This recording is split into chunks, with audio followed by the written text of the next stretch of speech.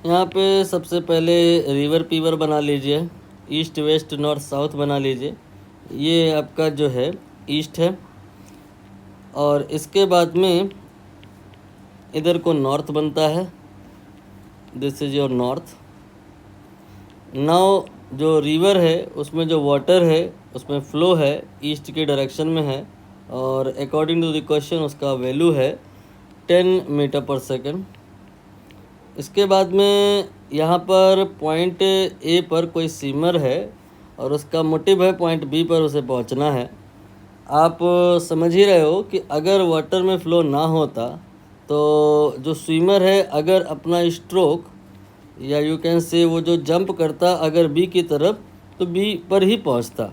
ऐसा तब होता जो रिवर के वाटर में फ़्लो ना होता तो, बट रिवर के वाटर में फ़्लो है इसलिए वो बी की तरफ को जंप करेगा, लेकिन रिवर के फ़्लो में आ जाएगा और वो फिर बी पर ना पहुंच के वो कुछ रिवर के फ़्लो की डायरेक्शन में ड्रिफ्ट हो जाएगा, यानी कि सी पे पहुंच जाएगा। लेकिन इसे सी पर पहुंचना है ही नहीं, किसी भी कीमत पे इसे बी पर ही पहुंचना है।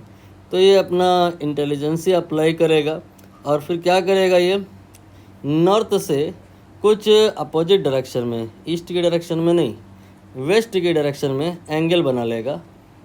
सपोज़ करिए ये एंगल थीटा है और ये एंगल ही हमें फाइंड करना है कि कितना इसे रख लेना चाहिए कि रिवर का फ्लो इस बॉडी पे अप्लाई होने के बाद भी ये अपोजिट कॉर्नर पे ही पहुँचे।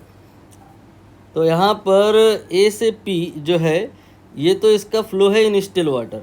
अगर रिवर का फ्लो ना हो रहा होता तो ये पी पर पहुँचता, लेकिन रिवर का तो फ्लो हो रहा है इसलिए ये पी पे नहीं, ये ड्रिफ्ट हो गया है पी से और बी पे पहुँचा है, यानी कि जस्ट अपोजिट कॉर्नर पे पहुँचा है। तो पी से बी तक का जो वैल्यू है आई होप आप समझ गए होंगे।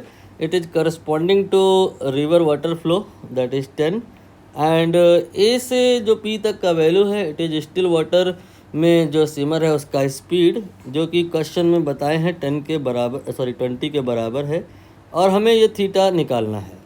तो इस थीटा के वास्ते अगर हम बात करें तो ये जो 10 है ये तो परपेंडिकुलर है और जो 20 है ये तो हाइपोटेन्यूज है।